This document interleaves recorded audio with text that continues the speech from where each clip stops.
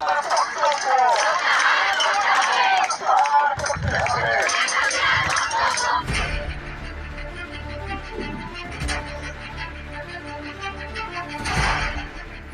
শব্দ নিয়ে সরকারি দলের নেতারা বিরূপ মন্তব্য করলেও রাজাকার শব্দটি শিক্ষার্থীরা কেন বলেছেন তা নিয়ে ঢাকা বিশ্ববিদ্যালয়ের আইন বিভাগের অধ্যাপক ডক্টর আসিফ নজরুল একটি মন্তব্য শেয়ার করেছেন, যেখানে বলা হয়েছে, তুমি কে আমি কে, রাজাকার রাজাকার।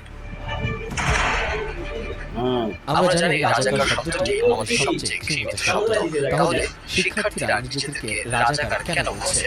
আদিত্য পিয়াসের পোস্ট করা একটি লেখা শেয়ার করে আসিফ নজরুল বলেন, কেউ একজন আন্দোলনরত শিক্ষার্থী সমাজকে রাজাকার বলেছেন সেই প্রতিবাদে সীমাহীন দুঃখ কষ্ট বুকে নিয়ে বেকারত্বের অভিশাপে জর্জরিত অধিকার বঞ্চিত শিক্ষার্থী সমাজ নিজেদেরকে এই রাজাকার বলাটা যে একটি শক্তিশালী আইরনি, অনেক বড় একটি